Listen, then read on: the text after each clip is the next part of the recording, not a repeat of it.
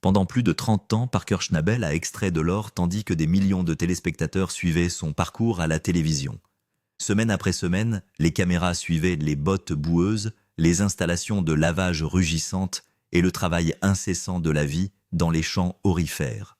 Pourtant, ce que ces caméras n'ont jamais filmé a fini par choquer même les personnes qui croyaient le connaître le mieux. Sous l'image familière du jeune mineur déterminé se cachait une personnalité soigneusement construite, maintenue pendant des années, mais qui commençait lentement à se fissurer. Le public connaissait Parker comme le leader discipliné concentré sur sa tâche, dont le monde entier tournait autour de l'extraction d'or dans un seul impitoyable. Mais dans les coulisses, loin des caméras et du récit soigneusement élaboré pour la télévision, une autre réalité prenait forme.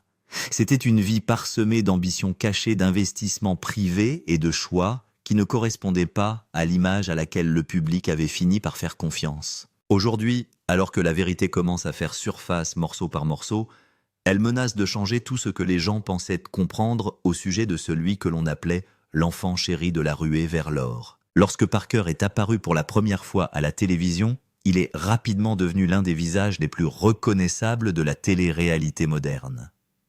Les téléspectateurs l'ont vu passer d'un jeune homme déterminé de 16 ans travaillant sur la concession de son grand-père à un puissant patron minier qui gagnerait des millions avant même d'atteindre son 30e anniversaire. L'histoire semblait presque parfaitement écrite pour la télévision. Un jeune homme honorant l'héritage de sa famille, tout en luttant contre la nature sauvage et brutale du Yukon à la recherche d'or.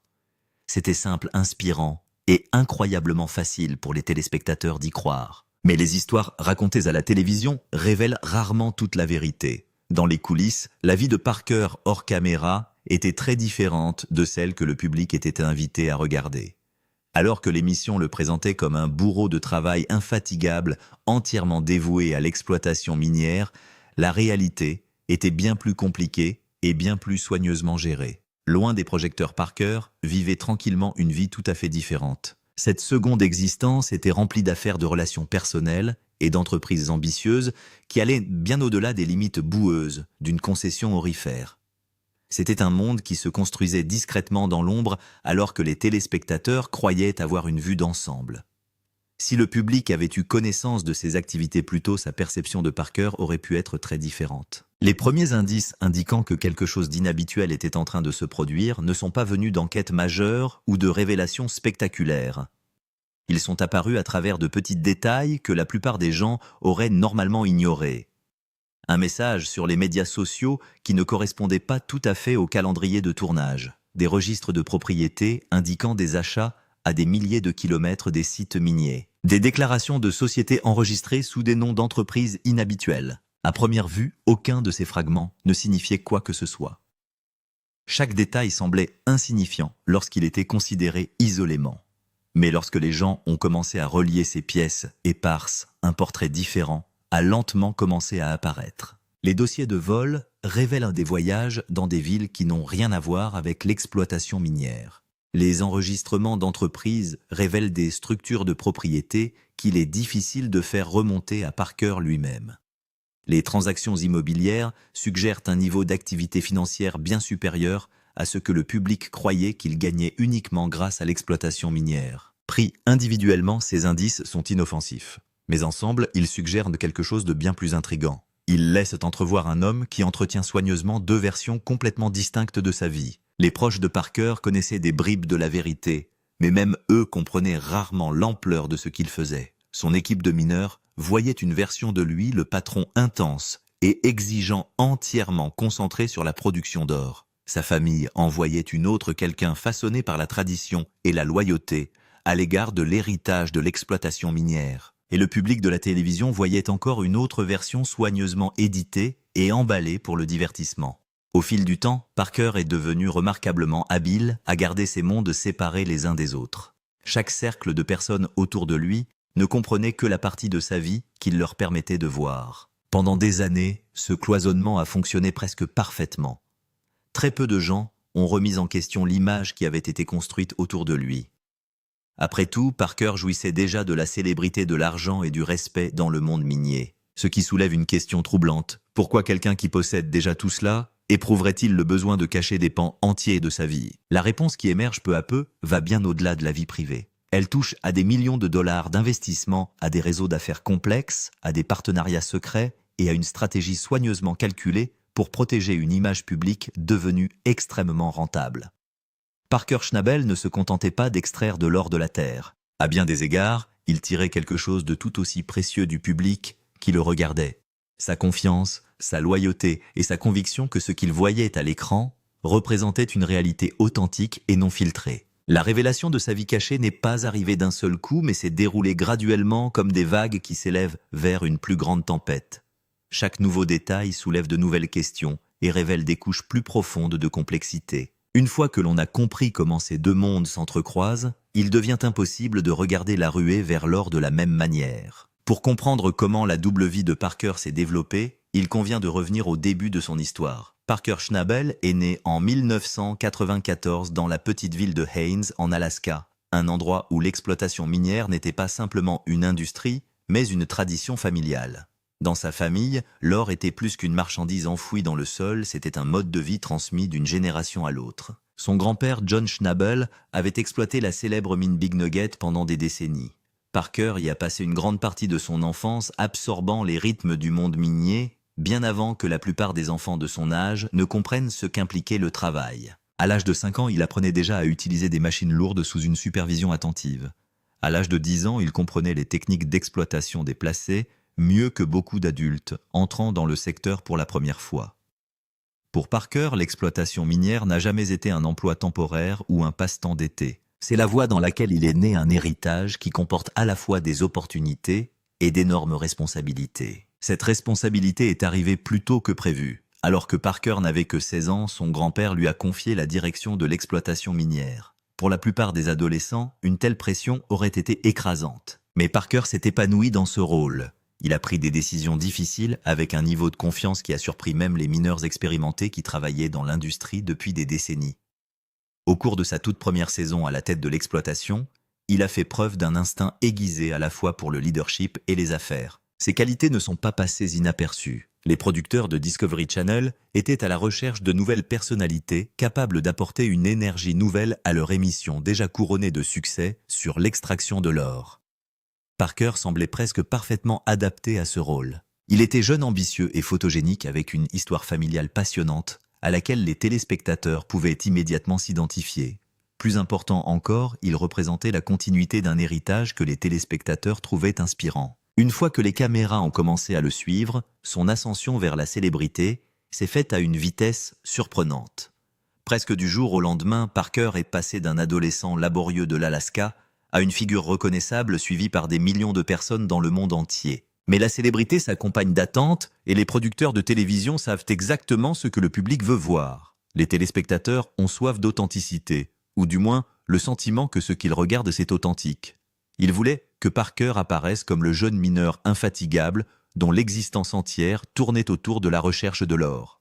Toute preuve contredisant cette image risquait d'affaiblir l'histoire vendue par l'émission. C'est ainsi qu'une version particulière de Parker a progressivement pris forme à la télévision. Cette version mettait en avant sa détermination, son éthique du travail et son lien avec l'héritage de son grand-père, tout en laissant de côté d'autres aspects de sa personnalité et de son ambition. Ce que l'émission ne révèle que rarement, c'est que les intérêts de Parker ne se sont jamais limités à l'exploitation minière. Dès son adolescence, il a commencé à explorer des possibilités bien au-delà des champs aurifères. Il a commencé à faire de petits investissements, à étudier différents marchés et à acheter des propriétés dans des endroits qui n'avaient rien à voir avec les exploitations minières. Sa curiosité s'est étendue à des domaines que la plupart des téléspectateurs n'auraient jamais associés aux jeunes mineurs robustes qu'ils voyaient à l'écran. Alors que l'émission le dépeint comme étant uniquement concentré sur l'extraction de l'or, l'esprit de Parker était constamment en train d'évaluer de nouvelles possibilités. Il étudiait les stratégies financières, analysait les tendances du marché et étendait discrètement son portefeuille à des industries qui n'avaient que peu de liens avec le Yukon. La version publique de Parker semblait simple et directe, alors que le vrai Parker était beaucoup plus stratégique, ambitieux et calculateur que la plupart des gens ne le pensaient. Bien qu'il ait choisi de ne pas fréquenter une université traditionnelle pour se concentrer sur l'exploitation minière, cette décision n'a pas signifié qu'il abandonnait complètement l'apprentissage. Au lieu de cela, il a investi massivement dans des cours particuliers, des mentors commerciaux et des consultants issus de secteurs totalement étrangers à l'exploitation minière.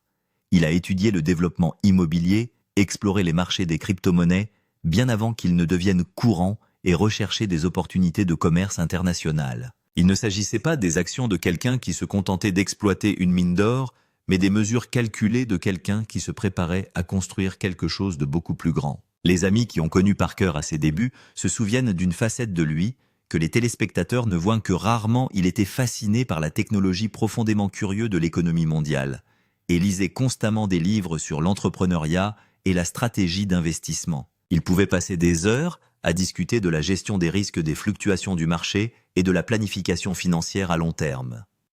Les conversations sur les opportunités commerciales l'enthousiasmaient souvent autant que la découverte d'un riche gisement d'or. Cependant, cette version de Parker ne correspondait pas au récit que Gold Rush avait construit autour de lui. La version télévisée devait rester simple et racontable. Le personnage aimé du public suivait un rythme prévisible, se lever tôt, exploiter la mine, surmonter les obstacles et poursuivre la prochaine once d'or.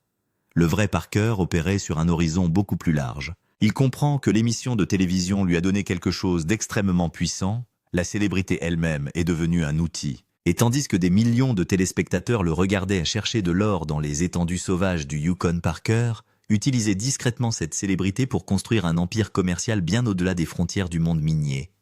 Cette double existence n'était pas accidentelle. Pendant des années, Parker a réussi à vivre dans les deux réalités, à la fois sans qu'aucune des deux parties ne soit pleinement consciente de l'autre. Dans la communauté minière, il est resté la jeune star déterminée de la télé-réalité. Dans le monde des affaires et de l'investissement, il est apparu comme un entrepreneur vif et ambitieux, opérant par le biais de différentes sociétés et entreprises privées, cachées derrière des couches d'enregistrement de sociétés à responsabilité limitée. Et le public de la télévision le connaissait comme le personnage qu'on lui avait vendu.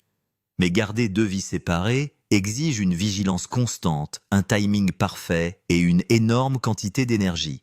Et même les façades les plus soigneusement entretenues finissent par se fissurer. Alors que Parker Schnabel extrayait des millions de dollars d'or du sol devant la caméra, il construisait en même temps un empire commercial dont peu de gens connaissaient l'existence. L'ampleur de ces entreprises hors caméra est stupéfiante, englobant tous des biens immobiliers dans 3 pays aux investissements technologiques qui surprendraient même ses fans les plus dévoués. Le portefeuille immobilier, à lui seul, raconte une histoire remarquable. Par le biais d'un réseau de sociétés à responsabilité limitée, dont les noms ne ressemblent en rien aux siens, Parker acquiert des biens immobiliers depuis qu'il a à peine 18 ans. Son premier achat est un modeste immeuble d'habitation à Anchorage, financé en partie par les premiers bénéfices de l'exploitation minière, mais géré par une structure d'entreprise qui permet de ne pas faire apparaître son nom dans les registres publics. Il ne s'agit pas de dissimuler une activité illégale. Il s'agit de conserver l'image du simple mineur tout en opérant comme un homme d'affaires sophistiqué. Au milieu de la vingtaine, le patrimoine immobilier de Parker s'est considérablement développé. Il possède des propriétés commerciales à Seattle, des lotissements résidentiels en Arizona et des locations de vacances à Hawaï. Chaque acquisition était stratégique. Chacune était gérée par des sociétés différentes. Et chacune générait des flux de revenus qui n'avaient rien à voir avec l'extraction de l'or. La valeur totale de ces participations dépassait les 20 millions de dollars.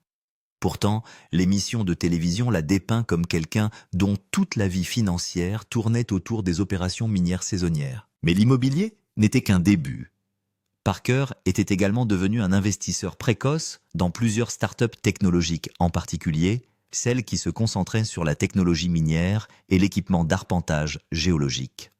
Cela avait un sens stratégique étant donné sa connaissance du secteur, mais il avait également investi dans des entreprises qui n'avaient rien à voir avec l'exploitation minière. Un service de livraison de repas, une application de fitness et même une bourse de crypto-monnaie.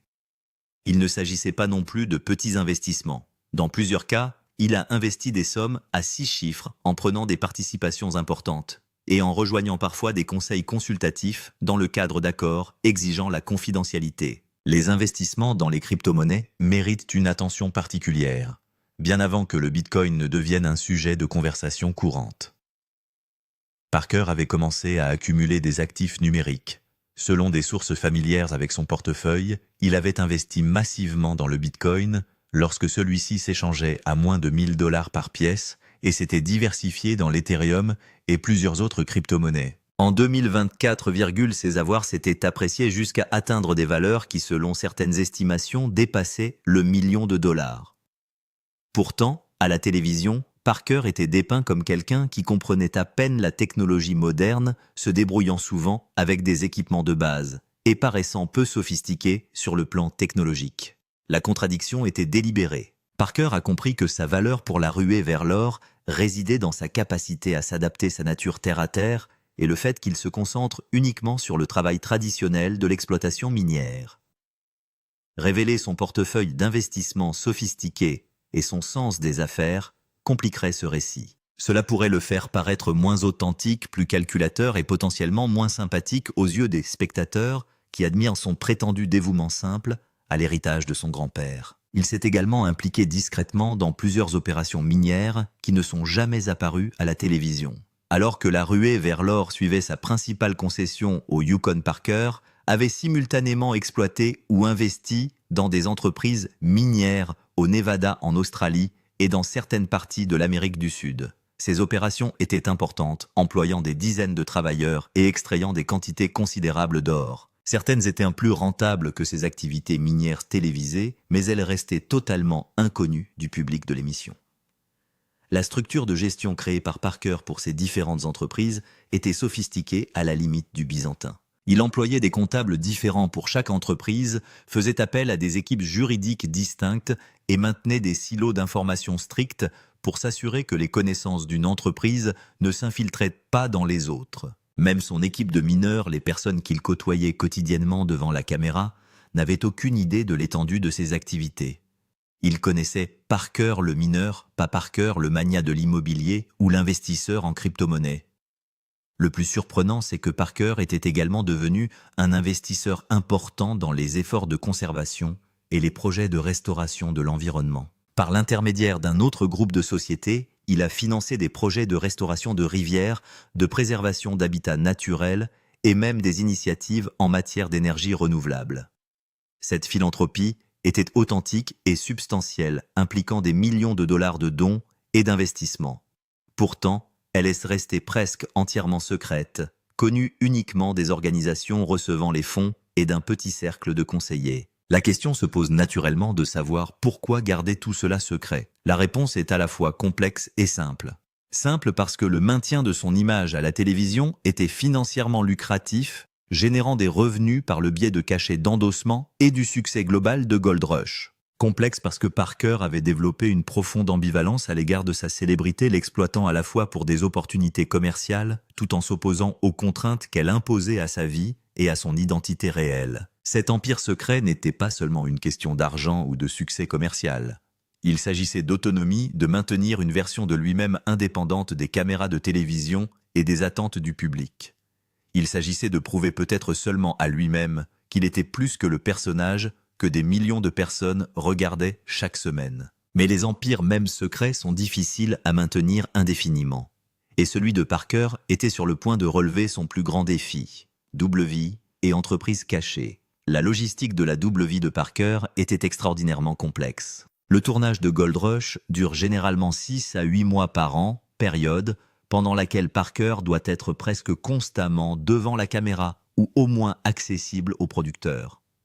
Pourtant, pendant cette même période, il doit également gérer des opérations commerciales sur plusieurs fuseaux horaires, assister à des réunions du conseil d'administration, examiner des opportunités d'investissement et superviser des développements immobiliers. La coordination requise est épuisante et de plus en plus insoutenable. Parker a mis au point des systèmes élaborés pour que cela fonctionne. Il a employé des assistants personnels qui ont travaillé dans le cadre d'accords de confidentialité stricts gérant ses divers intérêts commerciaux pendant qu'il était au Yukon. Il a programmé des conférences téléphoniques à des heures bizarres, appelant souvent à des réunions à 3 ou 4 heures du matin avant le début du tournage, ou tard dans la nuit, après la fin du tournage. Il est devenu un expert de la compartimentation, passant mentalement de Parker le mineur à Parker l'homme d'affaires avec une facilité déconcertante. La technologie est devenue à la fois un outil et un handicap. Les applications de communication cryptée lui ont permis de mener des discussions d'affaires sensibles sans laisser de traces évidentes. Les réseaux privés virtuels masquaient son activité sur l'Internet. Les multiples adresses électroniques et numéros de téléphone permettaient de séparer les différents aspects de sa vie. Mais cette même technologie créait également des empreintes numériques qui, si elles étaient examinées de près, révélaient des incohérences dans le récit soigneusement construit. Au cours d'une saison de tournage, Parker a dû assister à une réunion urgente à San Francisco concernant une importante transaction immobilière. Il a dit au producteur qu'il avait besoin de 2 jours de congé pour une urgence familiale, s'est rendu en Californie sous un faux nom, à bord d'un avion privé, a participé à la réunion et est revenu avant que quiconque ne s'interroge sur son absence. Une autre fois, un associé a failli dévoiler les investissements de Parker lors d'un événement public, se surprenant juste avant de mentionner son nom dans le cadre d'une opération de promotion immobilière. Le stress, lié au maintien de ses vies parallèles, a fait des ravages. Les proches de Parker ont remarqué des changements dans son comportement, une irritabilité accrue, des difficultés à dormir et une tendance à la paranoïa à propos des fuites d'informations. Il est devenu obsédé par le contrôle de l'information, parfois au point de nuire aux relations avec des personnes qui essayaient simplement de l'aider à gérer ses divers intérêts. Le poids de cette double vie devenait insupportable. Son équipe minière remarquait parfois des bizarreries qui ne collaient pas des appels téléphoniques qui obligeait un Parker à s'éloigner du tournage et à parler en privé des réunions avec des personnes qui étaient manifestement des associés d'affaires, plutôt que des personnes liées aux opérations minières, des décisions financières qui semblaient trop prudentes ou sophistiquées pour quelqu'un censé se consacrer entièrement à l'extraction de l'or du sol. Mais Parker était doué pour détourner les questions, et son équipe le respectait suffisamment pour ne pas trop insister sur les réponses. Le monde des affaires présentait ses propres défis. Dans les conseils d'administration et les réunions d'investisseurs, Parker devait faire preuve d'assurance et d'expertise pour être pris au sérieux en tant qu'homme d'affaires, sophistiqué plutôt qu'en tant que personnalité de la télé-réalité. Certains partenaires potentiels sont sceptiques, considérant sa célébrité comme un handicap, ou se demandant s'il peut être un investisseur sérieux. D'autres tentent de tirer parti de sa célébrité d'une manière qui le met mal à l'aise, voulant utiliser son nom et son image dans le cadre d'entreprises qu'il souhaite garder entièrement séparées de sa personnalité publique. Parker commence également à développer des entreprises qui exploitent spécifiquement le fossé entre ces deux vies. Il investissait dans des sociétés au service de l'industrie minière, utilisant ses connaissances d'initié et sa plateforme télévisuelle pour identifier des opportunités tout en gardant son implication cachée au public. Il achetait des droits miniers et des concessions qu'il explorait discrètement séparément de ses opérations télévisées, découvrant parfois des gisements plus précieux que ce que les caméras suivaient. Les rendements financiers de cette double vie étaient substantiels. Si les revenus de la ruée vers l'or sont importants, comprenant les cachets, les pourcentages des bénéfices de l'émission et les contrats d'endossement, ces entreprises hors caméra génèrent des revenus encore plus substantiels. Selon certaines estimations, la valeur nette totale de Parker dépasse les 100 millions de dollars à la fin du XXe siècle, un chiffre bien supérieur à ce que l'exploitation minière seule aurait pu générer et bien au-delà de ce que les téléspectateurs auraient pu imaginer. Mais la richesse n'est pas l'unique motivation de Parker. Parker avait développé une relation complexe avec sa célébrité, appréciant à la fois les opportunités qu'elle créait et les contraintes qu'elle imposait. Il voulait être reconnu pour son sens des affaires et pas seulement pour sa capacité à extraire de l'or. Il voulait du respect intellectuel et pas seulement de l'admiration pour les célébrités. Cette double vie lui a permis de poursuivre ses objectifs tout en conservant l'image publique qui avait fait son succès au départ. Romantique, le bilan psychologique cependant s'alourdit. Pour vivre de manière authentique, il faut intégrer tous les aspects de son identité. Mais Parker s'était fragmenté en morceaux incompatibles. Il jouait différents rôles dans différents contextes sans jamais pouvoir être totalement lui-même dans une seule situation. Ses amis d'avant, sa célébrité, ont remarqué qu'il était devenu prudent stratégique dans ce qu'il partageait, calculant toujours quelles informations il était prudent de révéler à qui. Les relations amoureuses ont particulièrement souffert du poids de cette double vie, créant des complications qui allaient finalement contribuer à l'effritement de sa façade soigneusement construite. Mais ces complications méritent leur propre examen, révélant encore une autre couche de la vie secrète de Parker Schnabel. Les relations que personne n'a vues venir. La vie sentimentale de Parker Schnabel a toujours suscité un vif intérêt chez les fans de Gold Rush. La série a parfois mis en scène ses relations notamment avec Ashley Hewlett dont le départ de la série et de la vie de Parker a été filmé. Mais ce que les spectateurs ne savaient pas, c'est que l'histoire sentimentale de Parker était bien plus complexe et dans certains cas complètement cachée au public. Pendant la même période où il sortait avec Ashley, Parker avait entretenu une relation séparée avec une femme qui travaillait dans son entreprise immobilière, une personne qui n'avait aucun lien avec l'exploitation minière ou la télévision. Cette relation existait entièrement hors caméra, menée pendant le temps où il n'était pas en tournage grâce à un calendrier minutieux et à des mesures strictes de protection de la vie privée. La femme, une avocate prospère spécialisée dans l'immobilier, n'était pas intéressée par la célébrité télévisuelle et avait accepté cette relation en partie à la condition qu'elle reste entièrement privée. Cette période de double relation n'était pas une tromperie au sens traditionnel du terme. Parker était honnête avec les deux femmes sur le fait qu'ils n'étaient pas exclusifs, bien que ni l'une ni l'autre ne comprennent pleinement l'étendue de sa vie compartimentée. L'avocate spécialisée dans l'immobilier savait qu'il travaillait dans le secteur minier et à la télévision, mais n'avait aucune idée de sa célébrité ou de l'étendue de l'audience de Gold Rush. Ashley était au courant de ses intérêts commerciaux, mais pas de leur ampleur, ni des autres relations que ces entreprises avaient engendrées. Lorsqu'Ashley est partie, l'opinion publique s'est concentrée sur les difficultés de leur relation, compte tenu de l'emploi du temps chargé de Parker et de son indisponibilité émotionnelle. La réalité était plus compliquée. Ashley avait commencé à découvrir l'étendue de l'empire commercial secret de Parker et était mal à l'aise avec le niveau de tromperie nécessaire pour le maintenir. Elle était tombée sur des documents révélant des propriétés qu'il n'avait jamais mentionnées, avait rencontré des associés qui semblaient surpris de son existence. Elle a progressivement réalisé que la vie de Parker était beaucoup plus complexe qu'elle ne l'avait compris. Après sa séparation avec Ashley, Parker est devenu encore plus discret sur sa vie sentimentale. Il a fréquenté plusieurs femmes qui n'avaient aucun lien avec l'exploitation minière ou la télévision, notamment une entrepreneuse technologique de Seattle et un médecin australien. Ces relations ont été menées presque entièrement en secret, Parker prenant l'avion pour les rencontrer pendant les pauses de tournage ou les accueillant dans des propriétés qu'il possédait sous des noms d'entreprise. Le niveau de sécurité opérationnelle qu'il employait aurait impressionné les agences de renseignement. La relation la plus surprenante était celle qui avait commencé des années auparavant et qui s'était poursuivie par intermittence tout au long de ses 20 ans. Une femme qu'il connaissait depuis le lycée, qui avait grandi en Alaska et comprenait la culture minière, mais qui avait déménagé pour poursuivre sa propre carrière dans la finance, avait maintenu un lien avec Parker que peu de gens connaissaient. Leur relation était sporadique, ils se retrouvaient lorsqu'il était de retour en Alaska ou lors de rares moments où leurs emplois du temps étaient alignés, mais elle représentait quelque chose d'authentique dans la vie de Parker, par ailleurs soigneusement mise en scène.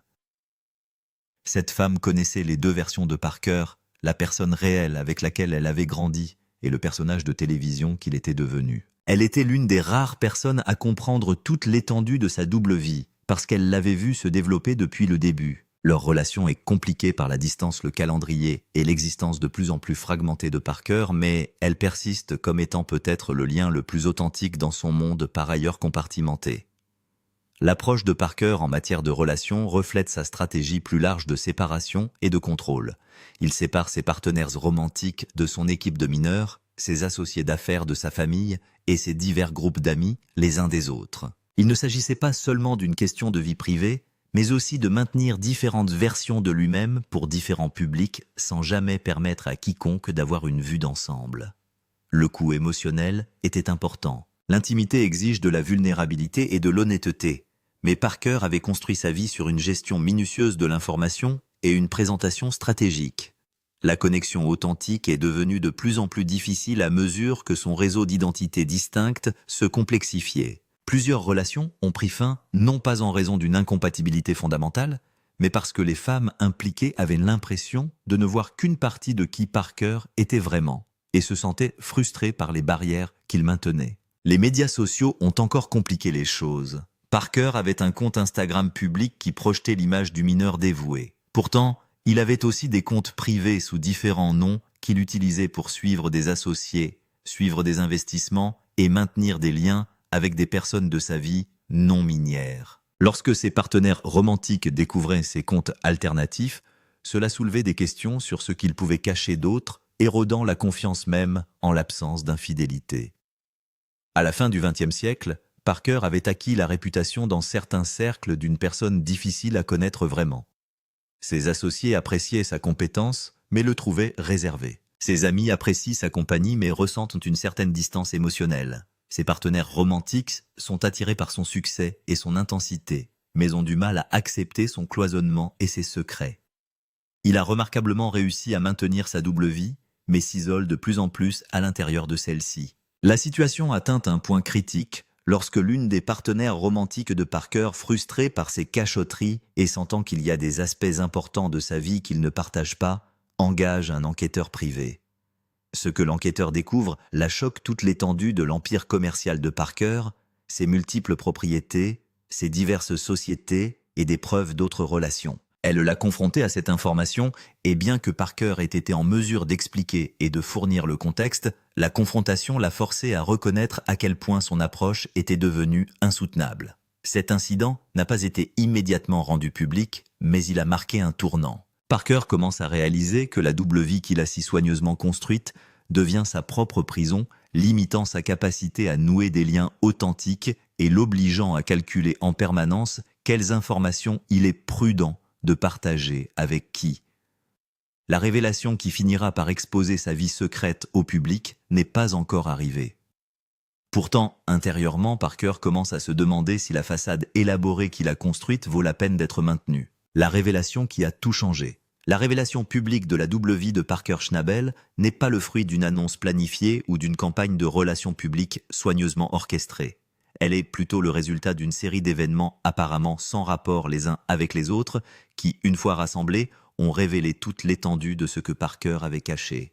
Tout a commencé par un litige juridique. L'un des partenaires commerciaux de Parker dans une entreprise immobilière a intenté un procès à la suite d'un désaccord sur la répartition des bénéfices. Le procès lui-même n'était pas particulièrement remarquable, mais les documents judiciaires étaient publics et contenaient des informations détaillées sur l'implication de Parker dans l'entreprise, ses montants d'investissement et ses participations dans des entités connexes. Un journaliste à l'œil vif couvrant l'actualité économique à Seattle a remarqué le nom de Parker dans les documents et a commencé à enquêter. La découverte de ce journaliste a déclenché une enquête approfondie qui a permis de lever le voile sur l'empire secret de Parker. Des recherches dans les archives publiques ont révélé un réseau de sociétés liées à Parker par des adresses communes, des numéros de téléphone standards et des partenaires commerciaux qui apparaissaient dans plusieurs sociétés. Les registres de propriété ont révélé des avoirs bien supérieurs à ce qu'un chercheur d'or célèbre à la télévision est censé posséder. Les déclarations financières des sociétés cotées en bourse dans lesquelles il avait investi ont révélé des positions valant des millions de dollars. L'histoire a d'abord été publiée sur un site d'information économique et non sur un site de divertissement. Le titre a mis l'accent sur le sens des affaires surprenant d'une star de la télé-réalité, présentant Parker comme un investisseur avisé qui avait bâti une fortune substantielle en dehors de ses revenus télévisuels. L'article est relativement flatteur, le décrivant comme plus intelligent et plus sophistiqué que son personnage à l'écran ne le laisse entendre. Mais il révèle également des informations que Parker s'était efforcé de garder secrètes. Les fans de la ruée vers l'or sont choqués. L'image qu'ils avaient de Parker, celle d'un mineur simple et dévoué, s'est soudain compliquée avec la révélation d'investissements en crypto-monnaies, de transactions commerciales internationales et d'un empire immobilier. Les médias sociaux se sont déchaînés avec des réactions allant de l'admiration pour son succès commercial à la colère, face à ce que certains ont perçu comme une tromperie. Les sections de commentaires ont été remplies de débats sur l'authenticité, la question de savoir si Parker avait menti à son public et ce que cela signifiait pour la crédibilité de l'émission. Parker a d'abord tenté de minimiser les révélations, publiant une brève déclaration dans laquelle il reconnaissait ses intérêts commerciaux tout en soulignant que sa passion pour l'exploitation minière restait authentique. Mais l'histoire a pris de l'ampleur. D'autres journalistes l'ont reprise, creusant plus profondément dans ses différentes entreprises et découvrant des détails supplémentaires. Des publications financières ont commencé à analyser sa stratégie d'investissement. Des organes de l'industrie minière ont discuté de ses activités hors caméra. Les médias de divertissement se sont concentrés sur l'apparente contradiction entre sa personnalité télévisuelle et ses activités professionnelles réelles. La chaîne Discovery a dû répondre à des questions difficiles sur ce qu'elle savait et quand elle l'a su. Les producteurs ont reconnu qu'ils savaient que Parker avait des intérêts commerciaux extérieurs, mais ont affirmé qu'ils n'en avaient pas compris toute la portée. Ils ont défendu l'authenticité de l'émission en affirmant que ce qui apparaissait à l'écran était réel. Parker a réellement dirigé des opérations minières, a réellement relevé les défis décrits et a réellement extrait de l'or. Le fait qu'il ait également fait d'autres choses hors caméra ne rend pas le contenu télévisé faux. Mais certains fans se sont sentis trahis. Il s'était investi émotionnellement dans l'histoire de Parker telle qu'il la comprenait, un jeune homme honorant l'héritage de son grand-père en se consacrant à l'exploitation minière. La révélation que ce n'était qu'une partie de sa vie, peut-être même pas la partie la plus importante sur le plan financier, a été ressentie comme une violation de la confiance. Les forums en ligne regorgent de personnes qui réévaluent leur perception de Parker et s'interrogent sur les autres aspects de l'émission, qui pourraient ne pas être ce qu'ils semblent être. La réponse de Parker a évolué au fur et à mesure que l'histoire se développait. Dans une série d'interviews, il s'est ouvert au défi de la vie publique, à la pression pour maintenir une image particulière et à son désir de garder certains aspects de sa vie privée. Il a fait valoir que les entreprises qu'il avait poursuivies ne diminuaient pas son engagement dans l'exploitation minière, mais démontraient plutôt les leçons de son grand-père sur le travail acharné et l'investissement intelligent. Il avait simplement appliqué ces principes plus largement que ne le montrait la télévision.